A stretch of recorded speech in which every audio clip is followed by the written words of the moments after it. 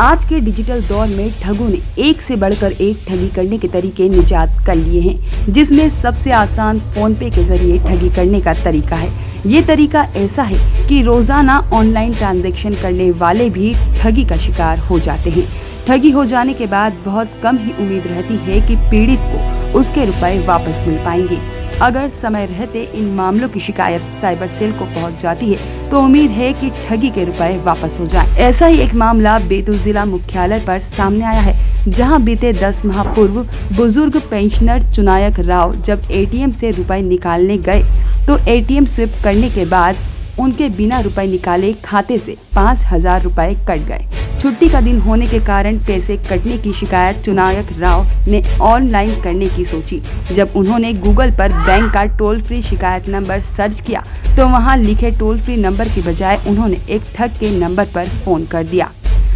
ठग ने भी उन्हें उनके कटे हुए रुपए वापस करने की बात कहकर उनके मोबाइल और आने वाले ओटीपी नंबर देने के बाद तत्काल खाते में रुपए आने की बात कही। चुनायक राव ने अपने मोबाइल नंबर पर आए ओटीपी का नंबर ठग को बतला दिया, जिसके बाद उनके खाते से 4,07,000 रुपए गायब हो गए। बुजुर्ग ने दूसरे दिन इस मामले की शिकायत बैंक और पुलिस को की, जिसके बाद साइबर पुलिस ने लगातार मेहनत करके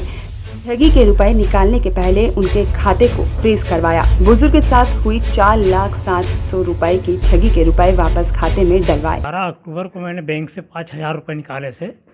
और वो पैसे निकला नहीं था, और नहीं निकला तो मैंने कस्टमर केयर से को कंप्लेंट किया, और कस्टमर केयर से कंप्लेंट करने के बाद 3-4 दिन के बाद ऐसी कॉल आई मेरे पास में कि वो मेरा नाम, अकाउंट नंबर और सारी डिटेल पूरी मेरी सारी गुप्त सूचनाएं मुझे बता रहा था। तो मैं उस पर यकीन करके और मैंने वो किसी संख्या में पिन जोड़ करके उसने पूछा तो मैंने उसको बता दिया, तो सारा मेरा पैसा डिडक्ट होने लगा। 4,07,49 रुपये मेरा माइनस हो गया। लगातार 1 साल से हम देख रहे हैं कि साइबर फ्रॉड में जो भी अमाउंट से रिलेटेड है उसमें बढ़ोतरी हो रही है, और day by day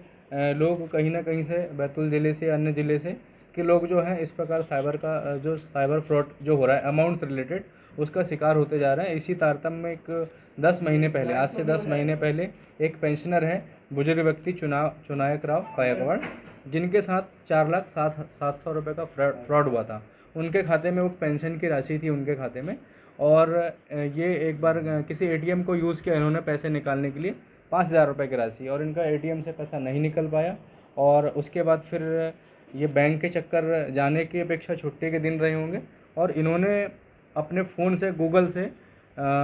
ATM customer care का नंबर सर्च किया, और उसके बाद इन्होंने फ़ोन किया। अब इनकी गलती ये थी कि इन्होंने जो नंबर सर्च किया था वो 1800 से स्टार्ट ना होते हुए एक नॉर्मल फ़ोन नंबर था। अभी फ़िलहाल में क्या हुआ है कि जितने भी ये फ्रॉडस्टर लोग हैं, इन्होंने गूगल पे अपने नंबर हेल्पलाइन के लिए अपने नंबर फीड कर चुके हैं, और उनको मालूम है कि लोग घबरा के जल्दी से इस प्रकार से मतलब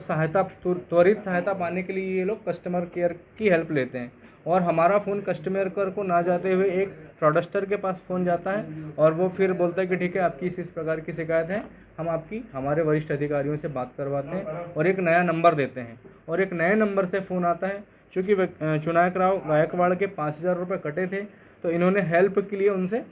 फ़ोन पे बात करी। फिर एक नया नंबर से फ़ोन आता है उनको, और उन्होंने एक्सेप्ट किया कि आपके 5,000 रुपये कटे हैं और हम आपको रिवर्स करवा रहे हैं, और उसके थ्रू उन्होंने एक अमाउंट को पे करने की एक लिंक भेजी। चूँकि बुजुर्ग आदमी थे, और इसमें बुजुर्ग आदमी की बात नहीं, अच्छे पढ़े लिखे लोग भी, कि हमको अमाउंट रिवर्स आ रहा है, और एक लिंक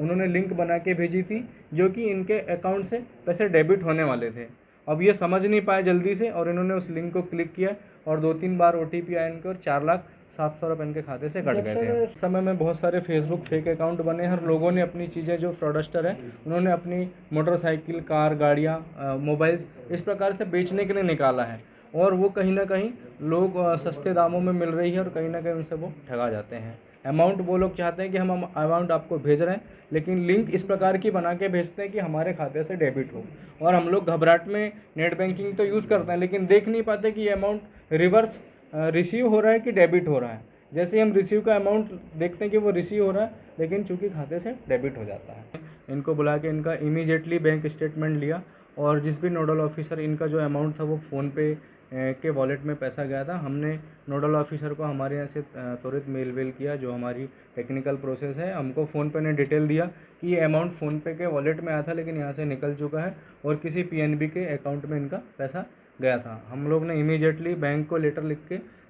संबंधित खाते को तत्काल उसको डेबिट फ्रीज करवाया कि उसका पैसा निकले ना, और उसके बाद उस खाते में जैसे ही पैसे आते हैं वो डेबिट फ्रीज हो चुका था उस खाते को, और उसकी डिटेल निकाल के थाना प्रभारी कोतवाली को भी लेटर लिखा है उसमें अग्रिम कार्रवाई के लिए, जो खाता धारक है। और इस प्रकार 10 महीने हुए थे उनके खाते में, उन्होंने कहीं से पैसे डलवाए थे और फिर बैंक से हमने लगातार संपर्क बनाए रखा, और फिर बैंक के द्वारा जो लीगल प्रोसेस होती है उसके माध्यम से इनके खाते में पैसे पुनः रिवर्स आए हैं। बैतूल से मनीष राठौर की रिपोर्ट।